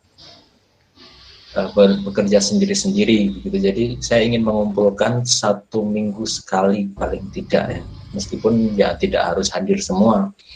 Nanti berbagi masalah di sana, karena tidak setiap masalah yang menyelesaikan harus dosen pembimbingnya misalnya. Nanti misalnya ada satu mahasiswa punya masalah ini, nanti temannya mungkin punya solusi, jadi tidak semuanya harus dosennya misalnya begitu. Itu yang menginspirasi saya juga. Jadi bisa sekali. Oh, satu tanya dong satu. Boleh. Ya Pak Yunus, ini tentang agama ya. Kalau di Belanda itu kan kayaknya orang-orang beragama sudah kayaknya nggak penting. Contohnya gini, saya punya yayasan itu di pusatnya dulu di Belanda, para kongregasi Suster Santa Perawan Maria. Kemudian sekarang pusat-pusatnya itu dulu kan para suster-suster itu kan banyak orang-orang Belanda yang menjadi misionaris di Indonesia. Nah sekarang itu ternyata dibalik. Pemimpin-pemimpinnya sekarang itu ternyata dari orang Indonesia. Terus akhir tahun yang lalu itu biaranya itu dijual, terus pindah di Jakarta sekarang. Nah saya mau tanya, problemnya itu gini, apakah betul di sana itu sekarang gereja bahkan sudah dijual untuk menjadi semacam perpustakaan atau museum, sementara di Indonesia itu orang masih rajin ke gereja dan sholat. Problem tentang iman itu kadang-kadang kok nggak berbanding lurus dengan perbuatan. Kalau orang di Eropa tuh kayaknya care sekali meskipun mereka hanya merayakan Thanksgiving tuh ya. Coba tolong dijelaskan itu. Terima kasih. Pak Sugiono. Kalau di Eropa, saya coba mulai dari Thanksgiving itu. Di Eropa mungkin nggak ada Thanksgiving ya Pak. Kalau menurut saya Thanksgiving itu di Amerika lebih seringnya. Kalau di Eropa ya Natalan masih sangat meriah di sini. Jadi ketika kemarin bulan Desember 2018 itu kebetulan Natalan, pohon Natalnya dihiasi di sini di tengah-tengah kota, kemudian turun salju, itu sangat berasa sekali. Kemudian gereja-gereja di sini saya kurang begitu paham dengan kehidupan gereja, tetapi yang saya pernah satu kali karena kebetulan housemate saya duta choir, paduan suara di Leiden, tapi bukan gereja, jadi seperti English choir Leiden gitu. Dia anggotanya dan mengadakan konser, dan konsernya itu di gereja. Saya diundang satu kali dan dibelikan tiket gratis juga waktu itu.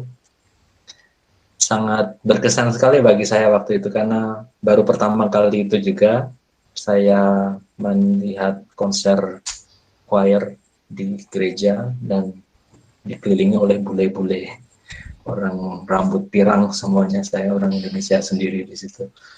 Dan ya itu saja yang saya tahu tentang gereja. Kalau masjid memang di sini banyak, lebih banyak. Dan gereja juga banyak juga, tetapi gimana ya, saya belum pernah juga bertanya atau mencari tahu tentang kehidupan beragama di sini, tetapi yang saya tahu memang tidak semarak di Indonesia. Di Indonesia mungkin masih semarak sekali kehidupan beragama. Kalau di sini rata-rata orang sudah tidak mengikuti agama, kalau menurut saya. Jadi ngomong-ngomong, tinggalnya di kos, apartemen atau dormitory Mas Yunus ini? Saya di apartemen. Tadi sempat saya sebut di awal bahwa mencari rumah di landed itu sangat susah. Jadi di tahun pertama itu saya tinggal di kos-kosan dulu 1,5 tahun, itu mengantri untuk mendapatkan jatah apartemen dari kampus. Jadi 1,5 tahun baru dapat jatah apartemen. Cukup lama ya Mas ya, berarti Mas ya? Ya, mengantrinya lama sekali karena ya, kalau sekarang karena corona jadi tidak mengantri karena banyak mahasiswa yang membatalkan datang ke sini. Jadi Iya. tidak mengantri. Kalau dulu masih susah sekali.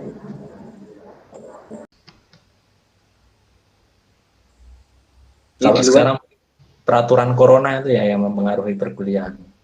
Kebetulan di Belanda ini sedang naik-naiknya kasusnya. Jadi peraturan baru yang mempengaruhi kuliah. Ya, gimana Mas Pak Aula? Sepertinya panas sekali di luar itu atau justru malah dingin? Ini saya kedinginan dari tadi itu. Kita sekali-kali bicara tentang yang lebih umum ya, linguistik ya, bukan hanya sastra ini. Bisa untuk penyegaran refresh ya, setelah kemarin bicara tentang teori terus-menerus kan, mungkin bosan ya. Ada pertanyaan dari Mas Rahmat, Pak. Pak Rahmat Sastro, berapa lama beradaptasi cuaca dan lingkungan di sana? Saya sampai sekarang aja masih kedinginan, jadi lebih enak cuaca di Indonesia sih kalau menurut saya. Kalau di sini dinginnya dingin sekali, panasnya panas sekali. Jadi di musim panas itu suhunya bisa 39 paling panas, dan itu siangnya jam 3 sampai jam 10 malam. Jadi subuhnya jam 3 pagi, maghribnya jam 10 malam. Itu kalau musim panas. Ini berapa kemarin sempat puasa. Bagaimana? Dinginnya berapa derajat nih? Sekarang 9 atau 10 ya kira-kira. 12 sekarang. 12 derajat. Harus mengaktifkan pemanas ruangan ini mungkin. Siap-siap pulang Solo, panas sekali ya. Di Solo panas. Oh, itu yang saya kangenin. Terima kasih banyak Mas ya atas sharing-sharingnya, ini luar biasa buat wawasan kita ya. Saya juga ini jadi tahu gimana atmosfer belajar ya akademik di Belanda, lalu juga ternyata kajian linguistik itu juga penting ya. Karena selama ini barangkali ya masih sekedar ya di tataran struktur, di tataran